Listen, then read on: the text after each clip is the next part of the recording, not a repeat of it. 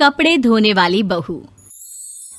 शादी के पहले से ही विभा को कपड़े धोने का बड़ा शौक था। कभी नल के नीचे तो कभी तालाब के पास। अरे मेरी नीली वाली लुंगी नहीं दिख रही है। विभा की अम्मा, कहाँ रखी है लुंगी? अरे वो तो विभा ने परसों ही धोकर रखी थी आपकी अलमारी में, देखो वहीं होगी। वो ना मैंने आज धो दी, मुझे लगा कि गंदी हो गई होगी। अरे कैसे गंदी हो गई थी? उसे तो मैंने पहना भी नहीं। हे भगवान, इस लड़की के कपड़े धोने की आदत से परेशान हो गया हूँ मैं।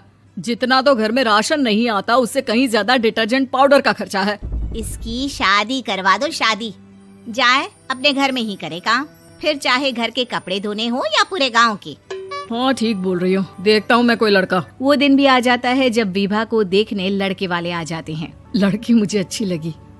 होने वाली सास कहती है, बेटी अगर कुछ पूछना है तो पूछ लो। वैसे तो हमारी लड़की बहुत ही शर्मीली है, जो बोल दो वो मान लेती है, इसे क्या पूछना होगा। अरे कैसी बात कर रही हो माँ, मुझे इन लोगों के घर रहना है, सवाल तो कई है। हाँ हाँ बेटा, पूछ लो ना, क्या पूछना है। आप लोगों के घर कपड़े कौन धोता है? सास का मुंह बन जाता है।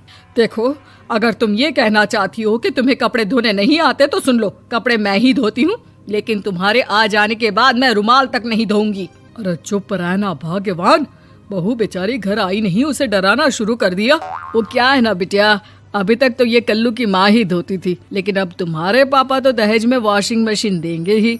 तभी विभा की माँ बोल पड़ती है, सवाल भी पूछा तो क्या। वैसे भाई साहब, मशीन की तो फिर भी कपड़े धोने की कैपेसिटी होती है। मतलब जो बिटिया दे रहे हैं ना विभा, इसे कपड़े धोने का बहुत शौक है। ये आप लोगों के क्या, आस पड़ोस गांव मोहल्ले सबके कपड़े धो दे और उफ तक ना करे।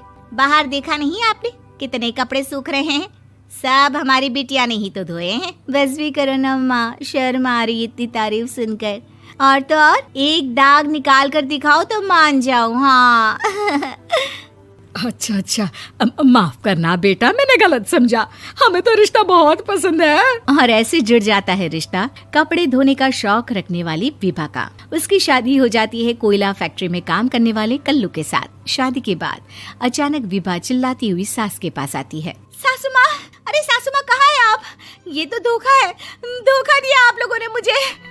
इसे ससुर के चक्कर के बारे में पता चल गया। अरे तो उसमें तुझे क्यों धोखा मिला है? अरे नल में पानी नहीं आता, कपड़े कैसे कब धुलेंगे? अच्छा, तू पानी नहीं आ रहा उसकी बात कर रही है। तो आपने क्या सोचा? कुछ नहीं। अच्छा, तेरी माँ ने कहा था कि कपड़े धोने का शौक है तुझे, याद आया मुझे। शौक बोलकर कपड़े धोने वाले मेरे जुनून को कम ना आके सासू माँ, कपड़ा धोना मेरा गुरूर है। तभी पति भी वहाँ आ जाता है। अभी मैंने इसे सनी देओल की फिल्म दिखाई है, उसी के डायलॉग मार रही है माँ। अच्छा सुन, साफ साफ बता रही हूँ, पानी सुबह 4 से 6 और शाम को 10 से 12 आता है, समझी? विभा टाइमिंग सुनकर हैरान हो जाती है। ये क्या भूतों का मोहल्ला है? सुबह 4 बजे उठकर कौन कपड़े धोता है? 4 बजे टंकी में पानी जाता है, फिर सारा दिन धोना ना, किसने मना किया? अरे कैसी बात कर रही हैं? 200 लीटर की टंकी में कितने कपड़े धो लूंगी मैं? सुबह ही उठ जाऊंगी मैं। अब क्या था, विभा सुबह 4 से लेकर रात के 12 बजे तक कपड़े ही धोती रहती।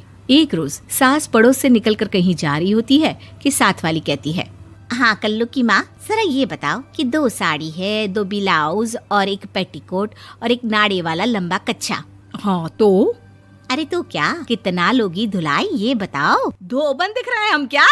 हमारे पति सरकारी नौकरी से अभी रिटायर हुए हैं और बेटा सुपरवाइजर है कोयला फैक्ट्री में। धोबन समझ रखा है हमें? हाय रे कल्लू की अम्मा, माफ कर दो, वो तो मोहल्ले में यही सब बता रहे थे कि तुमने बहू को कपड़ा धुलवाने के काम में लगा दिया है। सास को पड़ोसन की बात सुनकर गुस्सा आ जाता है। वो घर पहुंचती है जहां घर के बाहर ही इतने सारे कपड़े सूख रहे होते हैं जितने कि किसी धोबन के घर पर। अरे ओ कल्लू की दुल्हन, बाहर निकल।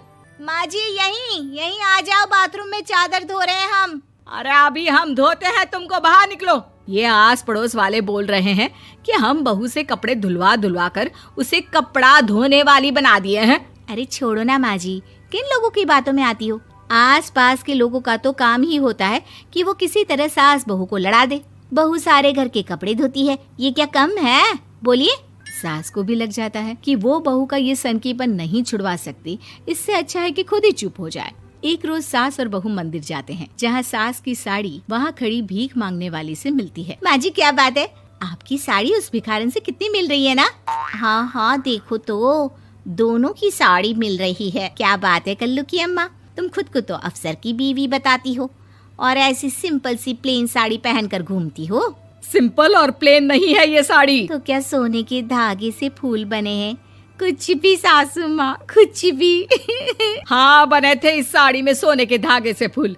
मेरे पति लेकर आए थे मद्रास से स्पेशली मेरे लिए 10,000 की। ताहे भाई साहब इस भिखारन के लिए भी सेम टू सेम साड़ी लेकर आए होंगे 10,000 की। सास उस वक्त कुछ नहीं कहती, लेकिन बहू के साथ घर आती है और अलमारी से एल्बम निकाल कर लाती है। ये साड़ी देख रही है, ये वही साड़ी है जिसे मैंने अभी पहना था। इस साड़ी में ये जो चमकदार फूल दिख रहे हैं ना, ये सोने के धागों से काढ़े गए हैं। लेकिन तू लोकल वॉशिंग मशीन ब्रश से घिस घिस कर सारे फूलों को निकाल कर साड़ी प्लेन कर दी। मुझे माफ कर दीजिए सासू माँ। और तो और, जब मैंने तुझे तेरी गलती के लिए कुछ नहीं कहा, लेकिन तूने तो सबके सामने मेरा मजाक ही बना दिया। क्यों? बहू को समझ में आ जाता है कि अब से उसका कपड़े धोना बंद।